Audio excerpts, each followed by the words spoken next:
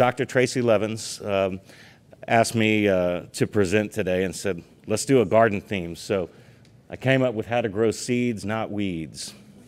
It was pointed out that even a dandelion is not necessarily a weed. It's only if it's something that's growing where you don't want it to grow. So we'll keep that in mind, that even the weeds can be beautiful flowers. We can turn those crisis and negative situations into positive situations, actually.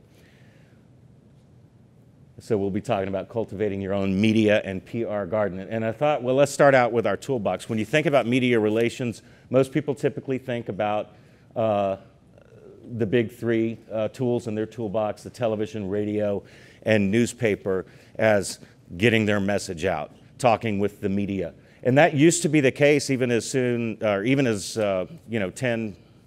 15 years ago.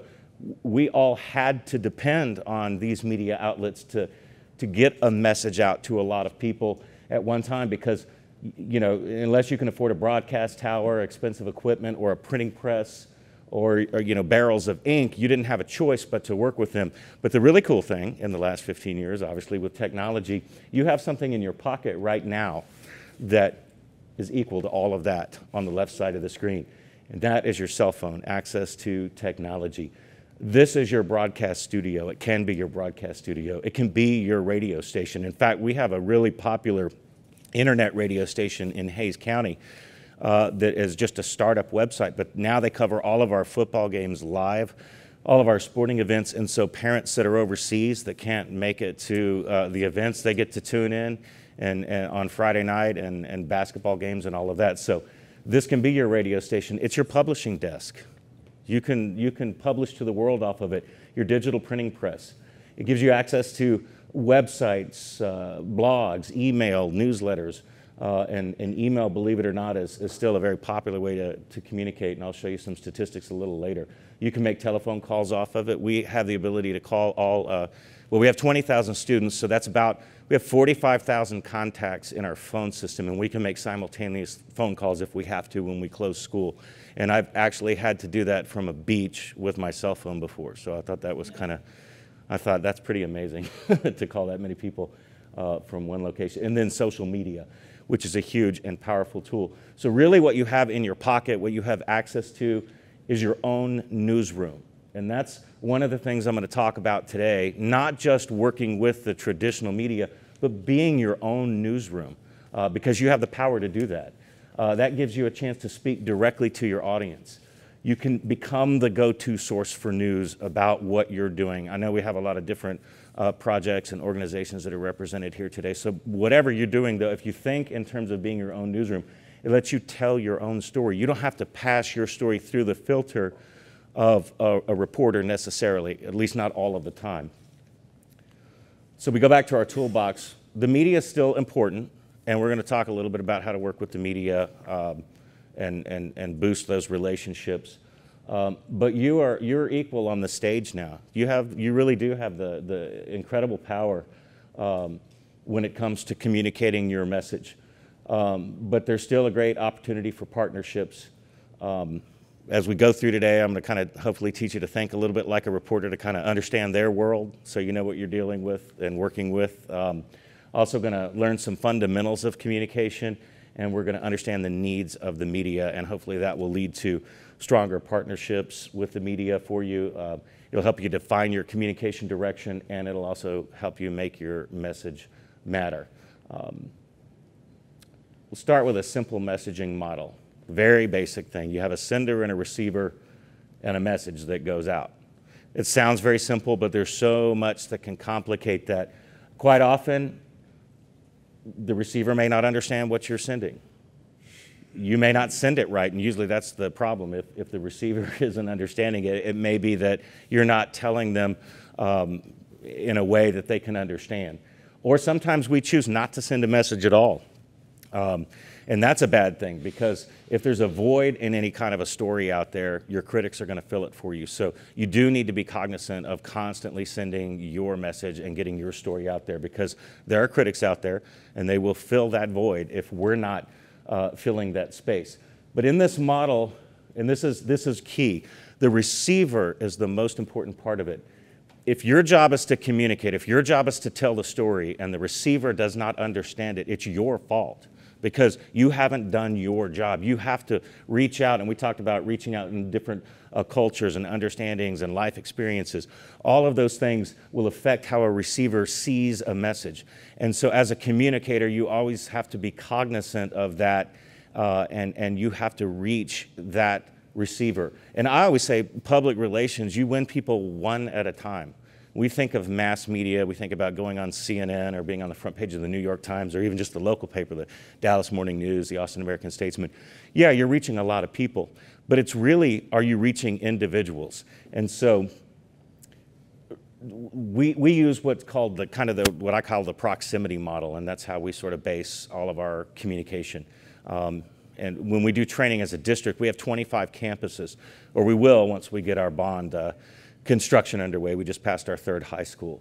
And so we talk about each of those campuses being sort of their own satellite programs. And the proximity model is basically that people care most about what directly affects them. Our parents, they care most about what happens in that kindergarten classroom from their teacher. Then they care about what happens on their campus. Then they care a little bit less about what happens at the district level and all of that in the state level, but they're going to care mostly about what directly affects them. And they're also going to trust information coming from sources, from people that they know. Remember, things that affect them directly and sources they know. Those are the key parts of it that make up the proximity. So when we think about it in general, the first group of people that you need to have on board with your message and fired up about your story is going to be your team. I've been in situations, and I'll tell you, I was the spokesperson for the Texas Youth Commission right in the middle of their scandal about 10 years ago. So y'all probably remember that, some of that. If you don't have and one day I'll write a book. I don't want to get too far off the thing. I'll write a book on how all that went down and all the politics and a lot of things were in that model. But I'll tell you one thing that hurt us initially on the media relations is that we had juvenile correctional officers. They were out all over the state, and they were frustrated and legitimately frustrated with overtime pay and different things like that. But when reporters started sensing blood, when the sharks started sensing a little blood in the water, they would go to our facilities and they would catch people during shift change. And if they heard something bad was going on with the agency, and they started talking to the frontline folks that were working in there, and they were upset about things, it just fueled into that whole scandal that eventually blew up. And so you really have to start closest to home. Your staff, your volunteers, your key supporters, get them on board with your story and your message and the things that you're trying to do. Because if they're not on the same page, then nothing else you do, no amount of public relations or media relations or great stories in the news is going to matter at the end of the day. The next, and probably as equally as important, will be the clients. The people you serve, the children, the families, the parents, they have to believe in what you do.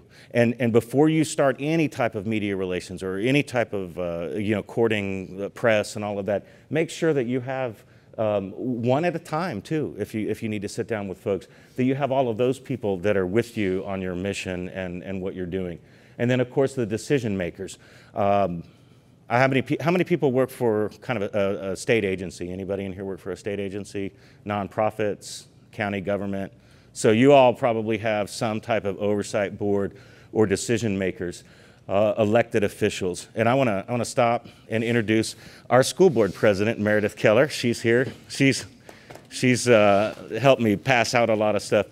I always say that there are 8 people really that matter the most when we do something. And that's the 7 school board members and the superintendent of schools. And then from there, our teachers and our parents and all, they matter the most. The rest of the world can hate the district, but if they're all supportive, then we're really good to go. So that inner circle is where you really want to focus your public relations and communication efforts. Then the local community at large that may not have a direct connection, and then the state and the nation and the world. It's all about the proximity. This is one of the most important quotes that I've ever come across, and it's from the National School Public Relations, and it may be from someone else, and they may have borrowed it from someone. But anyway, it's more important to reach the people who count than to count the people you reach. We hear about ratings in television. Now, it's important for them to get the numbers because that's how their funding is. They base their numbers on it. But for us as communicators, you need to reach the people who count first. And then if you have 100,000 likes on a Facebook post, then that's pretty cool. That's icing on the cake. But if you don't reach the people who count first, then none of that really will matter at the end of the day. Broadcasting is an easy, quick way to get your information out pretty quickly, but it's relatively new. And basically, the simple model of broadcasting is a TV station, or so we just send a message out to the vast audience, and hopefully you hit people and you get a lot of people. But if you look up here, you miss some people too. That's kind of what people think about when they think about communication, and that is the way it used to be not too long ago. We don't really go by that model anymore because it's not as effective as your social circle model, and you'll see this if you use social media at all. Basically, instead of sending a message out and worrying about having the broadcast as your primary vehicle, you basically hit your key audiences. Then they spread it to their circles of friends and their Facebook followers, and they spread it to more, and eventually that's how things go viral. That's way more effective. That's how we've always communicated anyway as human beings. And I'll pull this up. So your audience, here's an example. I'll compare the two. Let's say Tide comes out with this great new product, and they broadcast, they spend millions of dollars on TV talking about how wonderful the product is. Huge campaign. They reach millions of people in America. But if your neighbors, the people who are in your proximity, the closest people to you, the ones you trust, if they say, hey, I tried that, it didn't work, you're probably not going to buy it. So the most important influence are going to be those people who are in proximity to you and care most about your message. So as you think about how you communicate your story, think of it in terms like that. So on one side, you have the reach the people who count, not counting the people who reach. But it is important, and it's kind of fun when you have something that goes viral. We've had posts on our Facebook page at the school district reach 150,000+ in the audience, which is pretty nice. It doesn't happen all the time, but it happens every couple of months. On average, we probably hit about 5,000 to 10,000 people on our posts. So it's kind of fun to watch the numbers. And if you have core support, if you have that inner circle of the people that you work with in your oversight boards, then you do want to branch out and you want to reach the numbers. And so keeping in mind being your own newsroom and the power you have, Twitter, with 320 million users, this is roughly in the last month or so, according to the internet. If the internet's right, then that's how many followers they have. I Googled it. So I don't know, I'm not gonna say that's exactly right, but it's about right. Think of it in terms of this. Twitter would be the 4th largest country in the world based on the users. Even more exciting is Facebook would be the largest country in the world with 1.94 billion users. So if you don't think you have the power to be your own newsroom, think again, because you really do. That's what we're going to talk about a lot today, and I'll bring it home. And in a moment, we're going to go in and talk a little bit more specific about the media. But as we go through that, think about you being your own newsroom and just some key attributes that are going to make it easy for you. If you're honest, knowledgeable, helpful, and available, then you've got it covered. If your message is relevant, if it's interesting, if it's complete, you don't want to be vague on stuff, especially in a crisis, and it's timely, then you're going to be just fine. This helps you not just your relationships with the media, but also individuals that can be, that are probably more important than the media in the mix. Like I said, the example of having your employees and the people that you work with being on board with you. That'll help you reinforce what you're doing. And you don't have to wait. That's the beauty. You don't have to wait, and you shouldn't wait to start making these relationships. Don't wait for a crisis to happen, or don't wait for wanting to promote something. You can start today. Well, maybe after the conference, but you can start pretty soon in making those relationships with media and individuals. And I know that a lot of you this may not be your primary purpose. You're probably not necessarily all the spokespeople for your group, but just keeping these things in mind as you are at the table when you're setting up special events that you want to promote. and even having, relationships with reporters if it's allowed, if you don't, if you're allowed to talk to reporters and all that, that's just going to help in the bigger picture all along. So Tracy said to make this interactive, so here's our interactive part. Now I'm winging it here, so we're going to try something new.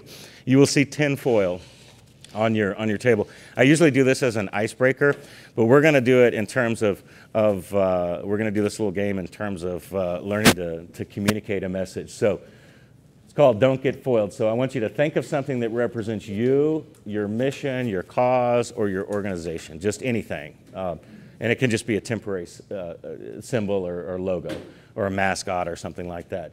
But just sort of think about something that represents what you're doing. Then you're going to make it with foil. And you have to be prepared to promote it. We're going to have a little press conference here at the end of this, and we're going to go around and we'll maybe each table can vote on what they think the best one is, and we'll promote it a little bit. Some examples. So we're going to take about 10 minutes or so, a little time to get started with it, and have some fun with it. Some examples. Some of you may say, hey, we're all rock stars at what we do. So you can make a rock star. Some of you may say, we like to stop and smell the roses. We like to make sure people see the beauty in life. Some of you say, I spend my whole time keeping the wolves at bay or pulling teeth. So there's a lot of things you can do. You wear many hats. Some of you maybe have to do that. Or you're always on the run. So those are some examples. Here's even some more examples of some different things you can make with foil. So we want to have fun with this. Just something that's symbolic that you can kind of explain that ties into your message.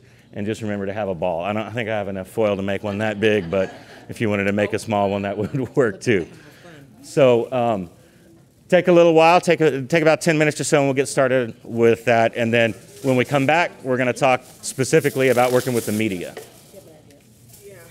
I'm going to go through a little faster so that we can kind of stay on time. And like I said, this presentation is online, and so you're welcome to have it, because I'm going to have some charts here with lots of little information that you're probably going to want to have. You can just pull that offline. You don't need to worry about writing it, and I won't go every word on each of these things.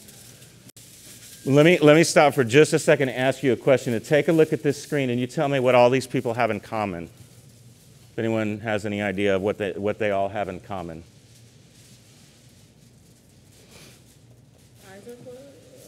Well, yeah, that's where. What they have in common is that all these people right here woke up one morning and they had no idea that before the end of the day, they would be on the international stage in front of a bank of cameras. And that happens. It is real. When the first thing broke with the Texas Youth Commission, I remember that I literally was on the phone for 3 or 4 minutes at a time with a reporter, and in that time, I had 3 or 4 other calls coming in from other reporters. I wasn't in front of that big of cameras at any time, so I was glad for that. But except when we testified at the Senate, there was a bank of local TV cameras. But anything can happen at any moment that puts you on that world stage. So crisis communication is necessary, and we'll talk a little bit about that. But the media is still there. So even though we're going along being our own newsroom, we always have to be cognizant about the media. That's the CEO of BP for the oil spill. That's a family member of Malaysia Flight 370. That is a Connecticut State Police after the Sandy Hook shooting. And that is Chief Charles Moose, the DC snipers. You remember back then. And most of those people, while they're probably in their roles, except for the family member, are prepared, it can happen to anyone at any level, from a CEO to a police chief to just a regular family member. And so it's always good to be cognizant of having the relationship with the media. Most people, this is what they do with media. It's just like when you see a police car sitting on the side of the road when you're driving along. How many people, your foot just automatically goes to that brake just in case you're speeding? You get, people see the media coming and they just kind of, oh, wait a minute, even for just that split second. I hope that you can learn a few pointers in here that you don't have to be like that, because the media can actually be a really good friend to you. And we're real proud in Hayes CISD that we have a great relationship with the media, and it mitigates those crisis stories. They're not going to not cover bad news, but they're human. They're going to cover it in a better light, and they're going to be more apt to help us out in a situation. So engaging the media, it breaks down really simple. You are going to either reach out to the media, and it's usually to either invite them to something in advance or inform them about something that happened, or the media is going to reach out to you, and it's either going to be to help you with some benign issue type story that is not like directly, putting you in a bad light or a crisis or anything, or they're going to come talk to you if there's some sort of crisis going on with your organization or some type of investigation or scandal. And so this gives a little bit of breakdown, and I won't go through every word on it, but basically, if you have to decide on your stuff. Are you going to invite them in advance? Are you going to cover something that has visuals like a special event or some sort of campaign that you're doing? This gives you some of the mechanics behind that. You're probably going to spend most of your time trying to invite the media to come cover stuff that you're doing, your organization. And don't even think, and I had an idea too. I'm the spokesperson, so I do a lot of this, but if you're not in the spokesperson role, all of this is still important information because I have a lot of people, a lot of teachers that are doing really cool stuff across our district every day, and they're trying to get me to get the media out there. And I tend to, and it's just natural, the ones that get it, the ones that kind of have the cool stuff, that know how to work with the media on the campus level, those are the people it's easier for me to sell it to the media. So if you're out there, even if you don't directly deal with the media, if you can kind of set something up that's going to be exciting for the media, and you go through a spokesperson or a media relations person, and you have your event set up, it'll make it easier for them to sell it and get some coverage. But you're going to spend most of your time probably on this side of the spectrum inviting. The media is going to spend a lot of time on the crisis or investigation. It may not be against you, but it's going to be against somebody that day because they want that harder news story, that harder edge story so that they can attract that audience. Because at the end of the day, they're businesses and they do have to stay afloat. Where I think you have the opportunity to build the strongest partnership is in the middle right there, where you're informing them about things that are going on. In other words, that's kind of getting ahead of a story, major announcements. You keep them in the loop. Even like, I'll give you an example. We're in the middle of a superintendent search. So that's not a crisis or a scandal. But I'll tell you what, when we find out who the superintendent is, I'm going to announce that because the media, I know, want to cover that story, who we name as the superintendent. And so I'm going to make sure I get that information to all of the reporters that I work with. I'm not going to leave anybody out. So even just announcing and informing, keeping them in the loop on what you're doing, even on the stuff that you're really not necessarily trying to invite coverage on. But even more so, when they call you and they ask you, hey, and I get calls all the time, just general growth. Let's say they're doing a census story on county growth in Hays County. Well, it's not about the school district, but we're kind of an example of that a little bit. And so I know in a pinch, they just need video and some interviews, so I help them out. They may have an issue story that doesn't even relate to our district, but if they need some sort of cover video and a way to kind of tell that story, I'm game. I'll get with the reporters and work with them. You know why? Because they're not going to make me mad because I save them when their job is to fill time every day. That's their job. They got to come up with a story. And if they go through too many days where they can't turn a story out, they're going to get in trouble with their bosses. And so I think that your best opportunity is not on what people traditionally think of the media, where you're inviting for a good positive story or they're coming after you for bad news, but right there in that middle ground, that daily activity. And I'll let you read the chart at a later time so we can kind of move forward. One thing I always remind people, if you don't have anything to hide, don't act like you do. A lot of people freeze up. They don't want to talk to the media, don't even want to touch it. Don't want to mess with them, scared they might misquote them. And I get it because there are situations where reporters do that. But you have to remember that just kind of makes you look, if you're not working with the media, then they don't have anything to lose if they want to do something against you.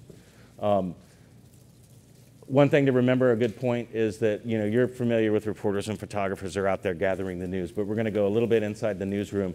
There are a lot of people that it takes to put a newscast on, from the teleprompter people and everything else, but just in the chain of command on the decision makers, reporters and photographers are not necessarily the ones who decide.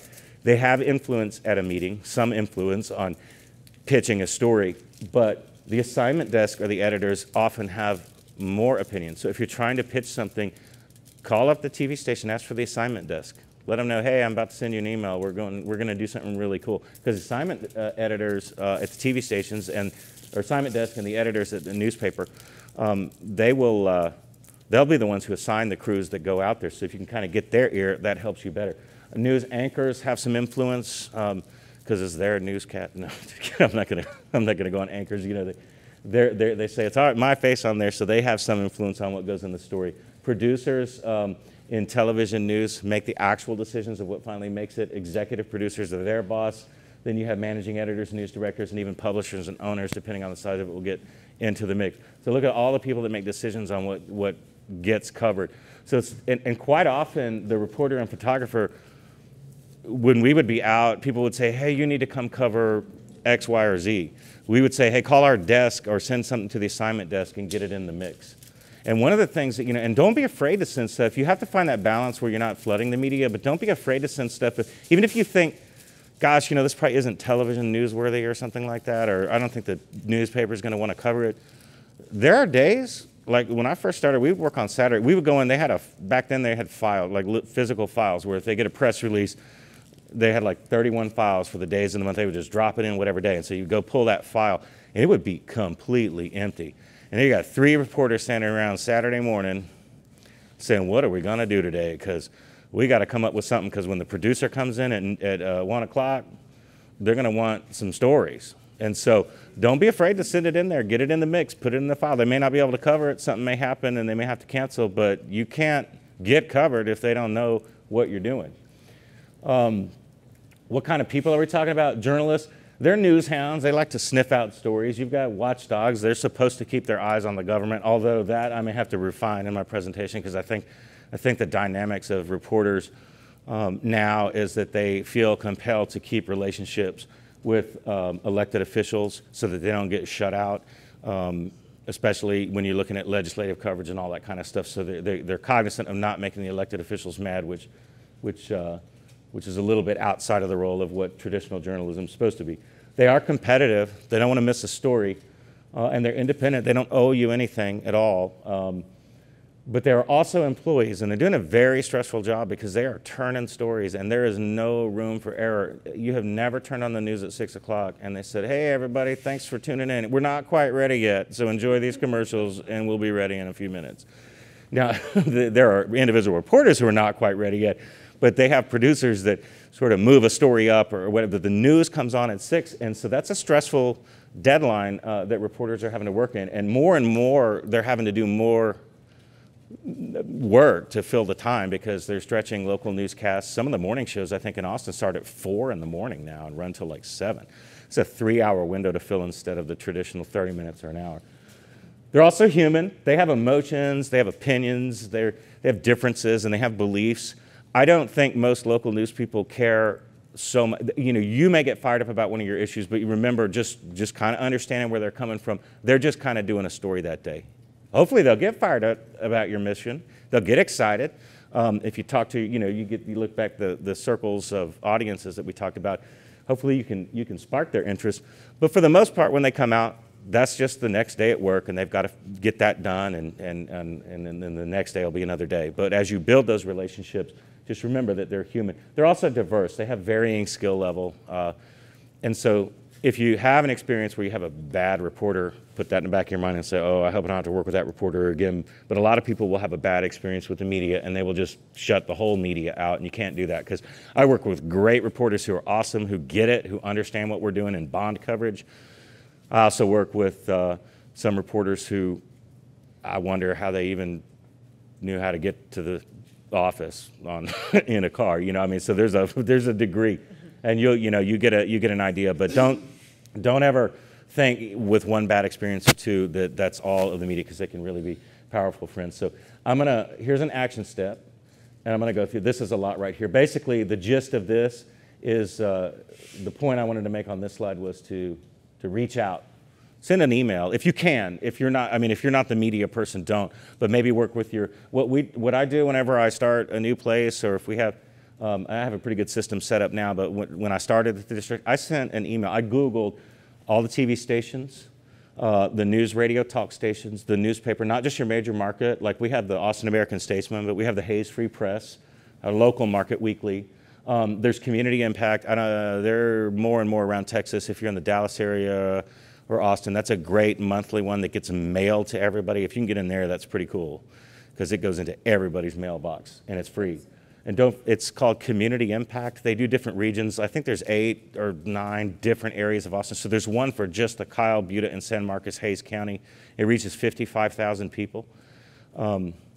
It's mostly about growth and what new buildings are coming in and when are road construction projects going to be done and all that kind of stuff. They're changing though.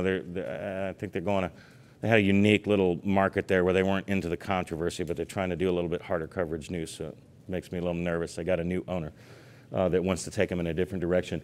Don't forget your Spanish media and your specialty media, parenting magazines, community magazines. A lot of communities have magazines and publications and even radio broadcasts and things like that you might not be familiar with because you don't watch it. But get in there and find out where are folks in a community, where are they getting their information from, and try to get connected with those. So you can build a little media contact list, and that was that action step. So what does the media need? They need content. They have more space to fill, more and more space to fill. They have more places they have to publish. A TV reporter has to do a TV story, and they have to do an internet story, and then they probably have to do some other versions of it as well.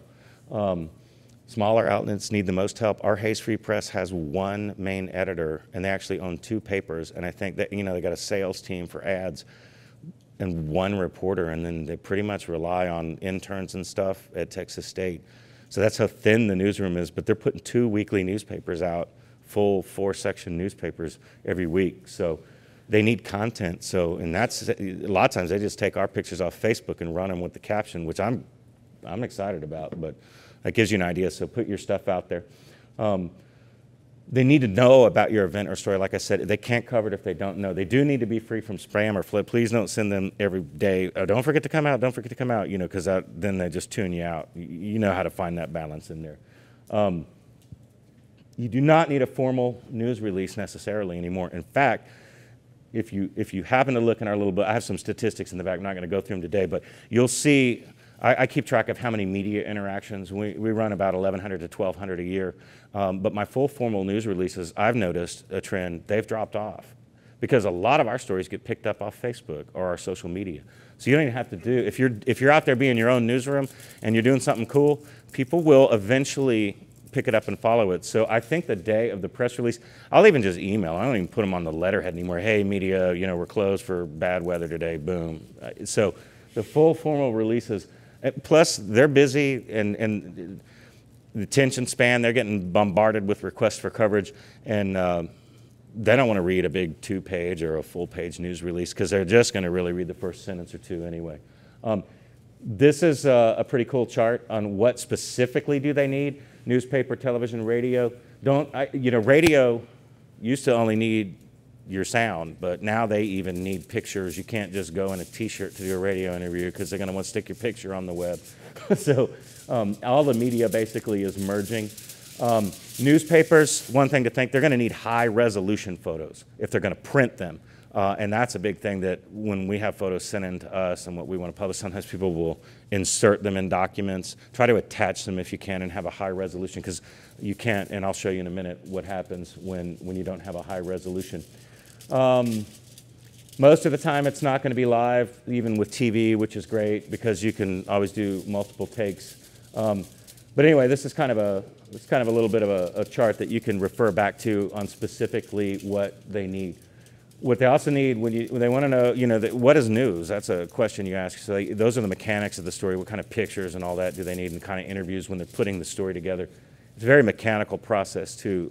Like a TV station, they need video to match what they're saying, and they need sound bites to fit in between narration. So you kind of have that formulaic mind when you go out there. So if you can provide those elements. But what makes a good story? It's timely, it's wide impact, and although we talked about not counting the people you reach, but reaching the ones that count, they still are broadcasting. So you're going to have a better chance getting a story if it reaches or matters to more people in their audience. So try to expand maybe specifically what you're doing and how this also impacts the greater community as a whole. Because I know that you do things that impact individuals and families, but at the end of the day, your work probably also has a great impact on the rest of the community. And if you can sort of mix those elements in when you're pitching a story, that also helps them, the reporters, sell it. It's got to be unique, relevant.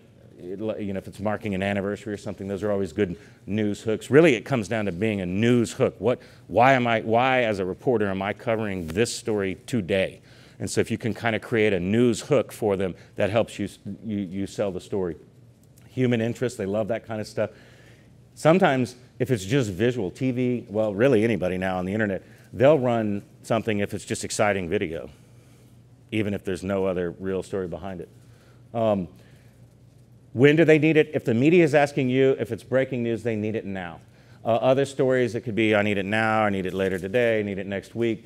Most of the broadcast and stuff is usually for the same day. Most of the newspapers for the next day or the day after. You can always ask when their deadline is for a reporter, because you want to get there. You don't want to wait till their deadline, you want to get there first.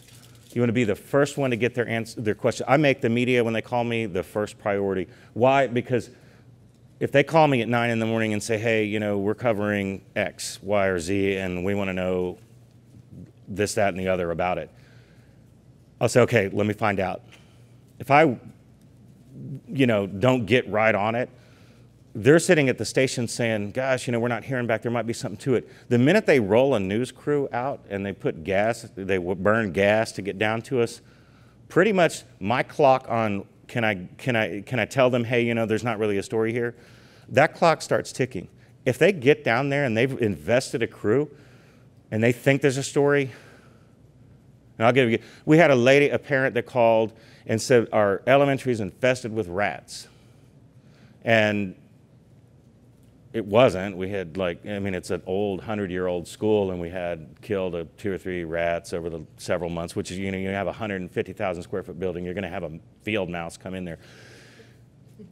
Now, and this is, so if the media had called me that morning and asked me about that, I would have got on it right away and said, oh yeah, no, I talked to our exterminators and it was only 3 rats over 6 months. And they would have said, oh, okay, yeah, never mind, thank you, and hung up, and that would have been the end of that story.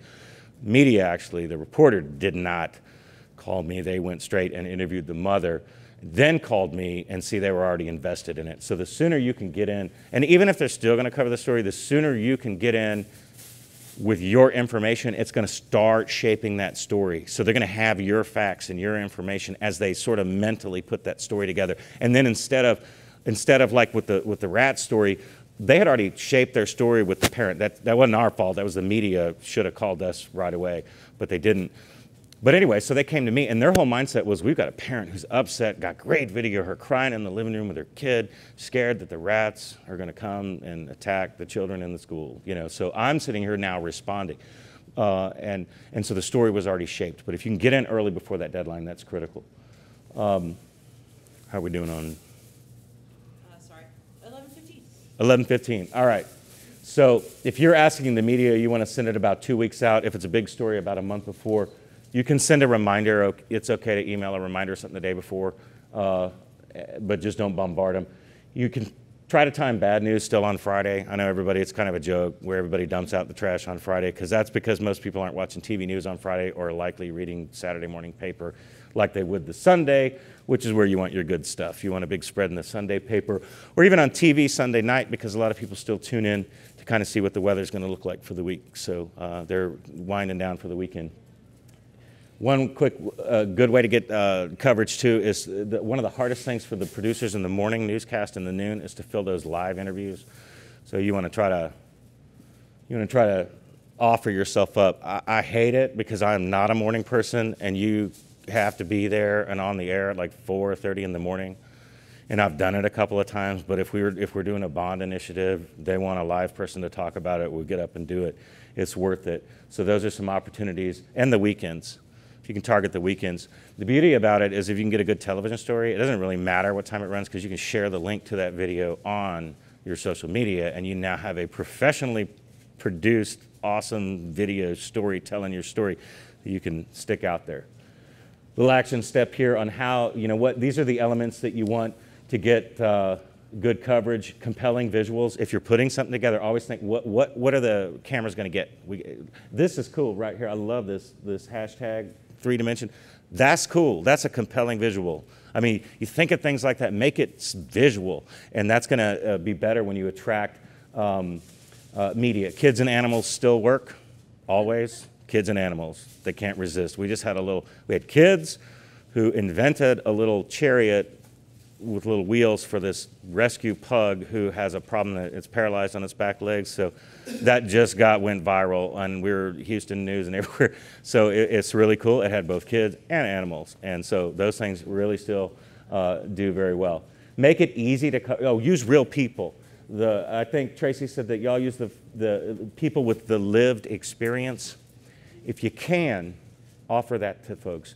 You're going to give them a behind-the-scenes look at what it's really like to live with or be part of whatever your cause is. That is attractive to reporters because it's something that they don't get to see every day. Make it easy to cover. Set it all up for them. Have it all in one place if you can. Get it all set to go, and they will be very happy with you. Aim for the kicker. Everyone knows the lead story. That's one of the harder stories. The second hardest story for a producer putting a TV newscast together is the kicker. That is the very last fluffy, happy story. To apologize for giving you 30 minutes of bad news. That's the baby seals born in the San Diego Zoo. If you have a good, happy story that's not that hard-hitting, you pitch it as a kicker. I have point-blank pitched stuff as a kicker before, and they said, oh, that's right, because a producer who's putting a resume tape together, who's trying to get to a bigger market, their show gets looked at, and one of the things they get kind of judged on in the industry is, did you have a local kicker? Anybody can get the baby seals off the news feed in San Diego, but did you have a cool little happy story locally? Because everything's about local news market. So they love that kind of stuff. So think about that. That's an important slot. And it's not last in the newscast, so no one's going to see it. It is last in the newscast, so you're going to get teased, is what they call it, going into every commercial. Coming up a little later, we're going to have XYZ, and that's your story. And you're going to be mentioned 3, 4, 5 times in the newscast. So crisis communication, and I'm not going to spend a lot of time on this because y'all probably may not necessarily be the person, but we're going to go back to our folks. There's what I call the event versus an issue.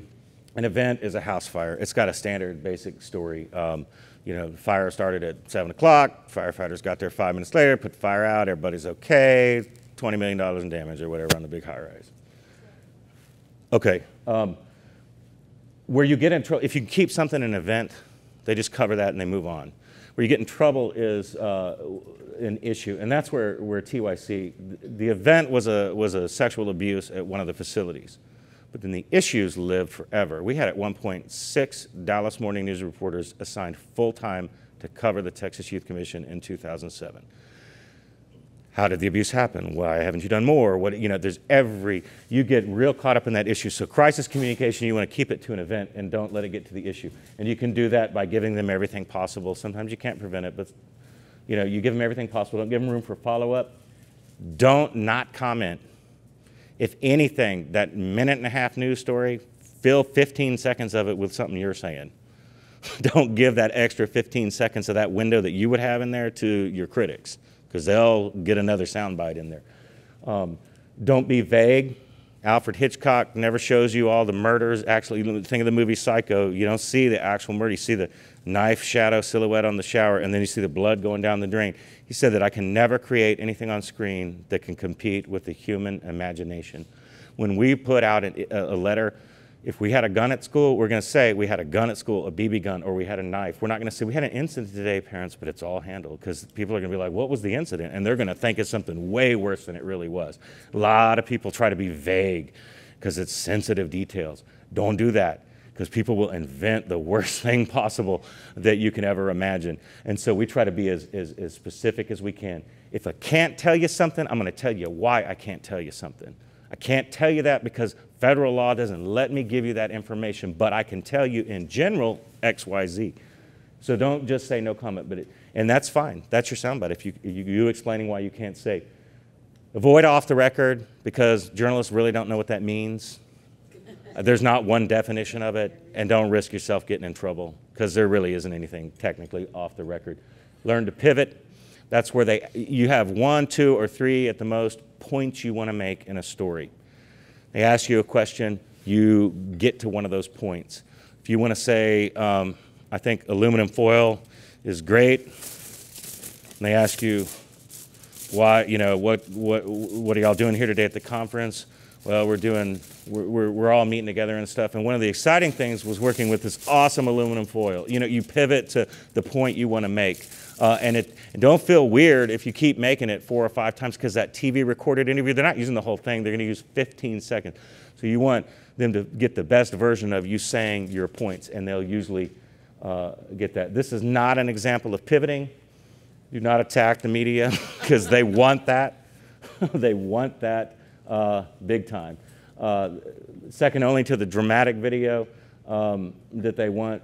They also want your praise. So if you get accosted by a reporter, don't throw the hand up, don't run, don't hide, because they'd rather you do that than actually answer their question. It's dramatic. So what you do is you thank them. Hey, it's good to see you. Thank you so much for coming out here and covering this. This is an important issue, and we all want to work together to get to the bottom of this. They will pray. If you put praise in there, that's going to be guaranteed. Second only to you putting the hand and pushing the reporter. Your praise of how great they are is going to be, it's going to get you into the story. And then you don't have to answer all the tough questions, because they're going to use that soundbite. I mean, you still have to answer them, but it's not going to be in the story usually. It's going to be you thanking them. Best way to eat crow is fast. And you can, in the crisis is, it's not bad. I can do 100 positive news stories, but I cannot demonstrate our district's integrity and honesty to our people and make that strong connection like I can on how we handle a crisis. And it's always how you handle it. People will forgive you for what you do. They will not forgive you for how you handle it. And that's a whole nother PowerPoint that we can go in. So common media complaints, asking them to restrict information, not calling them back, flooding editors, requesting to kill a story, saying you never cover our good news, criticize them too much. My favorites, oh, this must be a slow news day. Well, yeah, actually, sometimes it is, but I'm still got to put a story together, But I would literally show up on a double homicide here and there, and they would say, it must be a slow news day. No, this is a pretty big story. So just don't say that. It's the media's job. They're going to decide what they're going to run, and just go with it. My all-time favorite is, you've got to run a retraction. You better run a retraction. No, you don't want them to run a retraction. It gives the media another chance to run your negative story and extend that news cycle of that story. Only request, don't demand, request a retraction if it's absolutely necessary. Otherwise, just let it be water under the bridge if they make a minor error in the story. Little tip, if you're ever on camera, you don't want to have the deer in the headlights.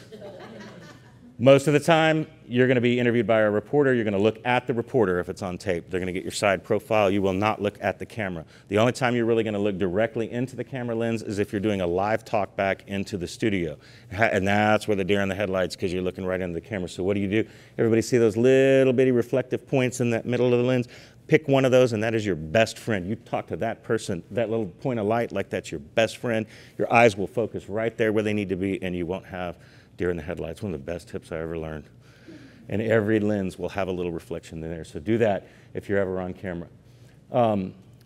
Quick tips. What time are we at? I wanted to leave a little time to do our reporting out. We're out. We got 20 minutes? Okay. We'll do a little bit of picture, photo aspects. This is going back to you being your own newsroom. Key aspects of good photo: large enough image size, you want to frame it, light it, coloring well, and you want permission, because a lot of times if you're working with families and all that, you want to make sure you're not violating their privacy rights. Image size, you all know if you have a really low quality image, you cannot blow it up. You can use at least 300 DPI. You can always shrink a photo down. The print folks are going to need the high resolution, and online photos are going to need to be smaller so that they load faster, but the media will shrink them. You can see the difference in having a higher resolution there. Anyone know what's wrong with this photo? Way too much sky room. We get photos submitted to us, and like there's a, hey, we got a spelling bee winner, and they're down here, and then there's like the sky. So when you take a picture, try to focus in on the subject. Don't worry about trying to get too much into the picture. That's a little bit better, but it's crooked, so don't be afraid to rotate, and you can crop it down there, and now you've got a pretty good photo. This one has a lot of action shot in the middle, but I personally like to get as close to the action as possible when I've got a photo. So what I would do on this one is I would crop out all that extra, and you wind up with it even, you're going to draw the focus in the photo on there when you're doing photos. Get physically close. Don't zoom in way, because video, it's going to be shaky, and you're going to have pixelation with your digital zoom. If you can, without disrupting an event or something like that, and you're taking pictures, get right in there. wide shot on the camera and close in on the action. Do creative angles. People walk through the world looking at eye level, and that's their perspective on the world. This is one of my favorite photos I ever took when I first got into school PR. I laid in turkey poop for 30 minutes to get them to come peck at my camera lens right there. But you know what? That was my kicker story. It was right at Thanksgiving time. Our ag students were raising baby turkeys. I sent it to the TV station and said, hey, it's Thanksgiving time. We're raising baby turkeys. I had live shots out there just talking to the kids about raising baby turkeys because it fit in with the theme.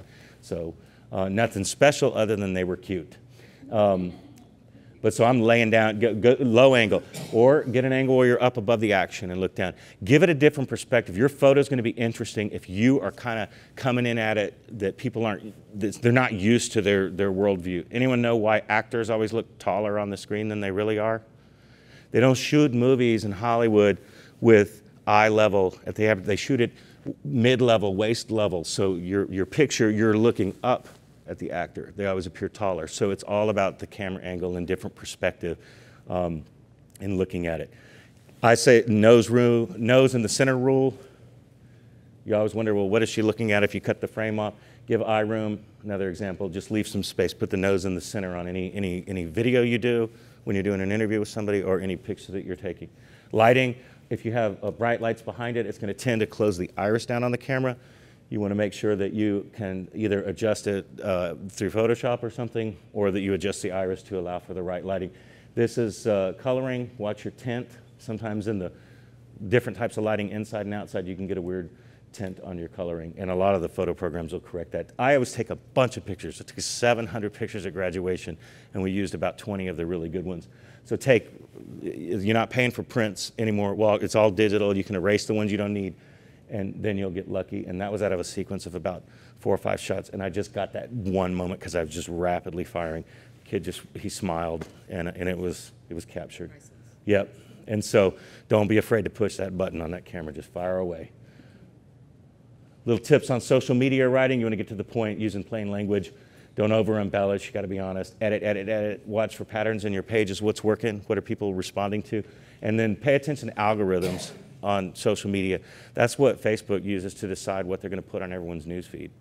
And if you just like recently their Facebook Live, if you do a Facebook Live, you're probably going to get on all your friends' news higher up on the news feed.